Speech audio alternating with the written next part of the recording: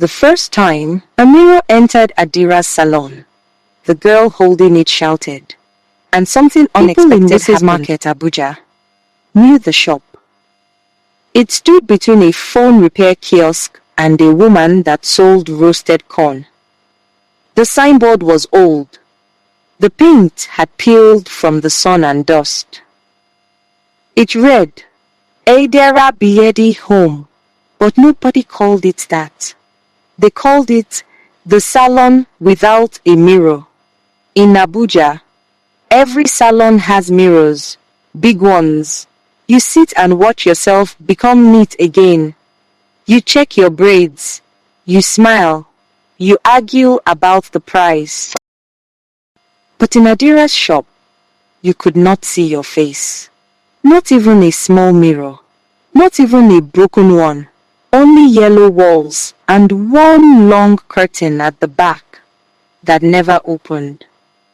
And the strange part, the place was always full. Women queued in the heat. Students waited after school. Even bankers in heels came after work. Everyone said the same thing. Her hands are good. Adira braided faster than 3 women together. She never pulled your scalp. She never made mistakes. And she did not talk much. She only asked one thing before starting. Are you sure you don't need a mirror? Most people laughed. Now here I come make, not face inspection. She would nod once and begin. The scissors always sounded sharp. Too sharp. Cheek. Cheek. Cheek. Even when she was braiding. Adira was not old. Maybe early 30s. Dark skin. Always calm. She wore plain clothes, no jewelry. No makeup. But her eyes were strange. She never blinked while working. And she never allowed anyone behind her chair. If you tried to stand beside her to watch, she would stop immediately. Please sit in front, she would say. One day, a boy brought a small mirror in his backpack. His sister wanted to see her new hairstyle. Adira saw it. Her hand froze. The comb fell from her fingers. For the first time, people saw fear on her face. Not anger. Fear. Take it out, she whispered. The boy laughed. Auntie, it's just... She grabbed his wrist hard. Take it out. The shop became silent. Even the generators outside seemed quieter. The boy quickly pushed the mirror back into his bag. Adira stepped outside and stood in the sun for almost 10 minutes before returning. After that day, she placed a sign. No marauders allowed inside. Nobody argued again, because business did not drop. It increased. Adora came during Harmattan season. She was new to Abuja, a university student staying with her cousin in Gwarimpa. She wanted knotless braids before resumption. Her cousin warned her. That woman's place is somehow. Adora laughed. You people like stories too much. She went anyway. The salon was busy. Women chatting. Hair extensions hanging like black ropes on the wall. No scissors in her hands. Adora tried to speak, but her throat felt tight. Auntie, Adira's hands tightened on her hair. Face front. Her voice was low, not angry. Warning. Adora obeyed. The whisper stopped. When the hair was done, it was perfect. Even Adora admitted it. But she felt cold leaving the shop. The sun was hot outside, yet her arms had goosebumps. That night, she dreamed. She was sitting in the salon again. But this time, there was a mirror on the wall. Inside the mirror, she saw herself. And behind her chair, someone else was sitting. a woman with very long hair covering her face. Adira was braiding that woman, not Adora, and the scissors were cutting by themselves in the air. Adora woke up sweating. She could still hear, "Cheek, cheek." The next day, her braids began to move. Not a lot, just small. Like ants inside, she thought it was her imagination. Then a braid lifted by itself. She ran to her cousin. "Remove this hair, remove it now," they tried. The knot would not open. The scissors broke. A new razor blade bent. Her cousin grew afraid. "You go back that shop." Adora refused. That night, she heard walking in the corridor outside her room. Slow dragging feet. Then, a voice she recognized. Adira's voice. "You didn't look, so she followed you." Adora opened her door. Nobody was there, but strands of black hair lay on the floor, leading away. 3 days later, Adora went back. Morning time. The salon was empty. Adira was sweeping. She did not look surprised. "You dreamt her," Adira said. Adora nodded, shaking. "Please remove this hair." Adira sighed. "I warned you not to turn." Adora cried. "I only looked at curtain." Adira stopped sweeping. She leaves behind reflections, not curtains. Adora did not understand. Adira finally spoke. Years ago, in that same shop, there had been mirrors. A bride came for wedding hair. Beautiful. Happy. During the styling, a small fire started from a faulty straightener. People ran. Smoke filled the shop. The bride did not escape. But witnesses said something strange. While the fire burned, she was not looking at the door. She was staring into the mirror and smiling. After that day, every mirror in the shop cracked. Not fell, not burned, cracked from inside. Adira was an apprentice then. She was the one who closed the bride's eyes after the body was taken. "But I made mistake," Adira said softly. "I kept one mirror." "Why?" "Because at night she heard crying inside it. She covered it, hid it behind the curtain. One night she uncovered it. She saw the bride, sitting in the chair, waiting for her hair to finish. Adira braided it. The next morning, the braid was real in her hands. From that day, the spirit stayed. It only wanted one thing, to be seen. Mirrors made it strong. Reflections fed it. People who noticed it. It followed home. Adora began shaking. "Remove it from me," Adira said. "I can. But she needs replacement." Adora froze. Silence filled the shop. Outside, traffic horns sounded far away. "Or," Adira continued, "you must face her properly. Not fear. You must see her fully in reflection and refuse to sit." Adora whispered, "Mio, Somonia. Do you like it for first time?" She opened the curtain. Inside was a small back room. A single covered mirror leaned against the wall. The air inside felt cold like a freezer. Hair covered the floor, not extensions. Human hair, long, fresh, moving slightly. Adira handed her the mirror cloth. "Open it." Adora's hands shook. The mirror shook the room, and her, and the chair. Occupied, the bride sat there. head bent sideways, hair covering her burned face. The scissors floated beside her, cutting air. The bride slowly lifted her head, in the mirror only, not in real life. Her mouth opened too wide. Adora stepped back. "I won't sit," she cried. The bride stood up inside the mirror and walked forward. But Adora did not move. "I am not your replacement," she said. The mirror cracked. A loud sound like glass thunder. All the braids on Adora's head fell off at once. The hair on the floor stopped moving. The room became warm. The chair in real life was empty. Adora fainted. When she woke, she was outside the shop. Evening had come. The shop was closed.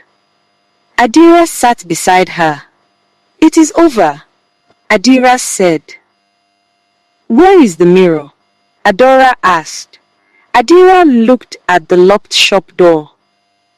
"I left it inside." That night, a small fire started in the salon. Not big. Only the back room burned. Nemos put it out quickly. When they entered, they found one thing: a melted mirror frame. No glass, no body, no Adira. She was never seen again. The shop still stands. New owner, new paint, new mirrors everywhere. But workers say sometimes, during quiet afternoons, scissors can be heard cutting when nobody is inside. And sometimes, a woman sits in the chair long after closing. You cannot see her directly, only in the mirror. And she is always waiting for someone who is willing to look long enough. People in Wuse still advise, if you enter a salon and they forbid mirrors, do not argue. And if you ever see a stylist braiding hair while staring slightly above your head, do not turn around. Just leave. Because Adira learned too late. Some customers never want a hairstyle. They only want a face to replace their own. 6 months passed. People stopped talking about Adira. Abuja is a fast city. New shops open. New gossip replaces old fear. The burned salon was repaired. New tiles, white paint, bright LED lights. Big clean mirrors covered the walls. The new owner was a cheerful woman called Auntie Bisi. She laughed loudly and played music while working. "Nothing wrong with this place," she told customers. "People just like stories." At first, nothing happened. Customers came, business grew, then small things started. Not big, not obvious. Small. A comb would fall by itself. A chair would slowly turn after someone stood up. And sometimes, a braid already finished would loosen overnight. Auntie Bisi blamed rats. But the scissors were different. Some evenings, after closing, she heard cutting. Chick, chick. She thought a worker. But the salon had no machines that made that sound. One night she stayed late. NEPA light was out. Only the rechargeable lamp was on. She was counting money when she heard it clearly. Chick. She froze. Chick, chick. It came from the styling chair in the corner. Slowly, she stood up. The chair was empty, but the cape tied around it moved slightly, like someone breathing inside it. Auntie Bisi walked closer. The scissors on the table lifted a little, then dropped. She ran out and locked the shop. The next morning she laughed it off. But she did something important. She bought a small prayer sticker and placed it on the mirror. For 2 days, Nothing happened. On the third day, the sticker peeled off and fell to the floor. No wind, no fan. Adora returned to Wuse's that same week. She had tried to forget everything. She never braided her hair again. Only weeks. But passing the street that afternoon, she saw the shop. Open. Bright. Mirrors everywhere. Her chest tightened. She told herself, "It is finished. Adira is gone." Still, she crossed the road. Auntie Bisi welcomed her warmly. Palm inside. Adora stepped in. Immediately she felt it. The cold. Not air-conditioned cold. The same cold from the back room months ago. She looked at the mirrors. Nothing. Normal reflections. Customers chatting. Music playing. Then she heard it. Very faint. Right beside her ear. "You came back." She turned fast. Nobody close. Her hands started shaking. While waiting, she sat facing a large mirror. At first, she refused to look. But slowly, she did. Her reflection looked normal. Then she noticed something. One chair behind her. Empty in real life. Not empty in the mirror. Someone was sitting there. A woman. Head bent. Hair covering her face. Adora stood up immediately. The chair behind her was empty. She looked back at the mirror. The woman was still there. And now, the woman's head was lifting. Adora shouted. Customers turned. What happened? She pointed at the mirror. Nobody understood. Auntie Bisi frowned. You're scaring my customers. Then Auntie Bisi looked into the same mirror. She paused. Her smile slowly faded. Because she saw it too. The seated woman and scissors floating beside her. Shake. The sound echoed inside the quiet shop. The radio suddenly stopped. Lights flickered. One by one, the salon mirrors began to crack. Not exploding, just thin lines spreading across the glass. Customers ran out screaming. Auntie Bisi could not move. She was staring.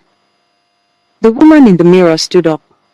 But only inside the mirror, not in real life. She walked toward the glass. Adora remembered Adira's words. She wants someone to replace her. She grabbed Auntie Bisi. Do not sit. Don't look at her eyes. But Auntie Bisi was frozen.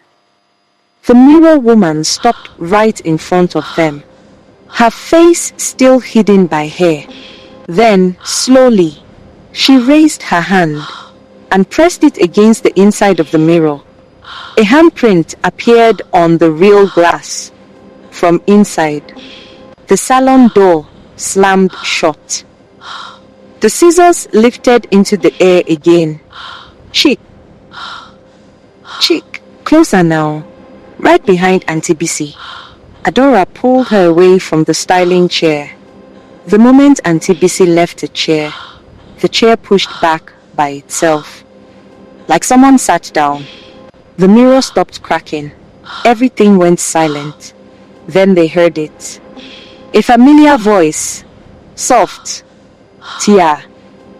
Don't let her sit. Adora turned.